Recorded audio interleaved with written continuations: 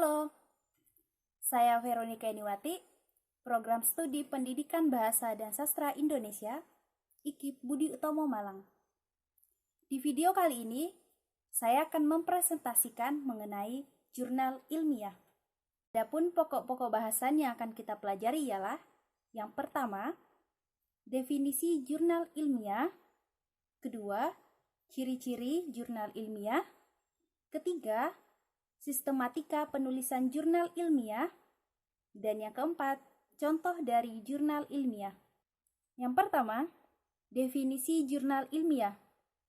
Jurnal ilmiah dapat disimpulkan sebagai wadah untuk menyajikan artikel-artikel yang dimuat sesuai minat atau kepentingan tertentu, serta diterbitkan secara berkala.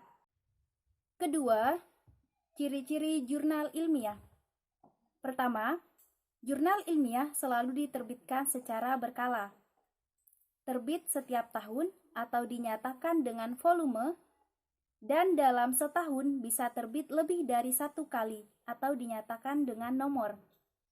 Kedua, diterbitkan oleh lembaga penerbit atau institusi keilmuan, misal organisasi profesi, perguruan tinggi, lembaga riset, dan lain-lain.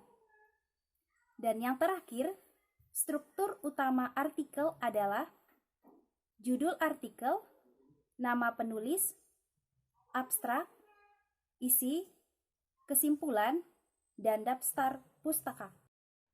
Ketiga, abstrak.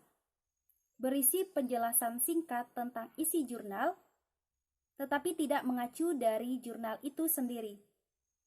Dicantumkan abstrak dalam bahasa Indonesia dan bahasa Inggris. Abstrak bahasa Inggris penulisan italik atau miring. Abstrak tidak lebih dari 250 kata. Keempat, kata kunci. Keyword atau kata kunci berisi 3-5 kata. Kelima, pendahuluan. Berisi latar belakang masalah, ditambah literatur pendukung atau penelitian pendahuluan yang berisi sekurang-kurangnya 13 referensi. Tujuan penelitian atau paragraf akhir, informasi yang diambil dari sumber lain harus ditulis dalam bentuk kutipan. Keenam, bahan dan metode. Berisi desain, jenis penelitian, tempat, waktu penelitian, populasi, sampai ke instrumen penelitian lain berupa pengumpulan data, deskripsi data, dan analisis. Ketujuh, hasil. Berisi mengenai hasil penelitian dengan data yang didapat dari percobaan, ditulis dengan ringkas menggunakan tinjauan naratif, tabel, ataupun gambar.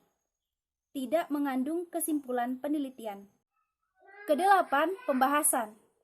Menggunakan tafsiran secara padat atau konkret mengenai variabel yang dimunculkan pada hasil penelitian.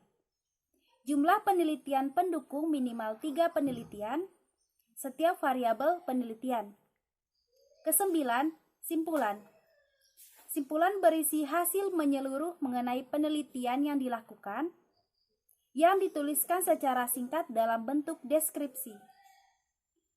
Kesepuluh, daftar pustaka. Semua informasi yang dikutip harus ditulis menggunakan sistem Harvard atau berurutan berdasarkan abjad. Dan pokok bahasan yang keempat ialah contoh jurnal ilmiah. Yang pertama ialah jurnal ilmiah ekonomi, kedua jurnal ilmiah manajemen, ketiga, jurnal ilmiah pendidikan, 4, jurnal ilmiah kesehatan, dan yang kelima, jurnal ilmiah informasi. Demikian presentasi dari saya.